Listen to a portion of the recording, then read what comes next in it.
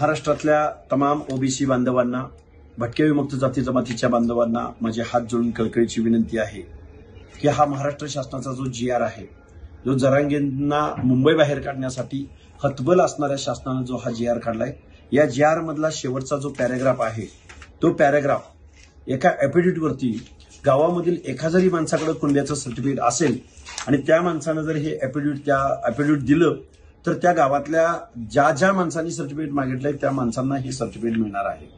याचा सरळ अर्थ असा आहे की या GR द्वारे जो बोगस कुणबी सर्टिफिकेटचा सुळसुळाट गेल्या दोन वर्षापासून महाराष्ट्रात आहे, त्याच्यामध्ये आता जास्त प्रमाणात वाढ होणार आहे आणि बोगस कुणबी सर्टिफिकेटद्वारे महाराष्ट्रामध्ये बेकायदा सर्टिफिकेटचा सुळसुळाट या महाराष्ट्रामध्ये होणार आहे आणि पर्यायानं या GR द्वारे ओबीसीच्या आरक्षणाच्या नरडीचा घोट घेण्यात आलेला आहे।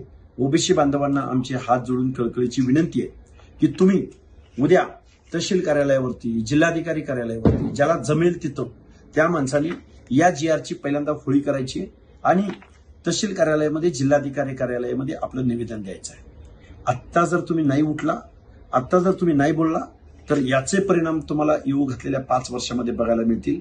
स्पर्धा परीक्षा देणारे विद्यार्थी असतील किंवा उद्या पंचायत राजमध्ये निवडणुका लढणारे कार्यकर्ते असतील, बांधवांनो कधीतरी उठा, कधीतरी जागा व्हा, या GRचा अर्थ समजून घ्या, इथल्या आमदार खासदारांना याचा जाब विचारा। आज रोजी तुमचं आरक्षण संपलेलं आहे। शासनाला असा GR काढायचा कुठलाही अधिकार नाही। राज्य मागासवर्ग आयोगाच्या शिफारशीशिवाय अशा पद्धतीचं एक्झर्शन करण्याचा शासनाला अधिकार नाही। तरी पण झुंडशाहीच्या बळावर एका चौथी नापास माणसाच्या सांगण्यावरून जर हे घडत असेल तर ओबीसी बांधवांनो, आज रोजी तुमचं आरक्षण या GR द्वारे संपलेलं आहे। ठरवा आणि उद्यापासून आंदोलनात सहभागी व्हा।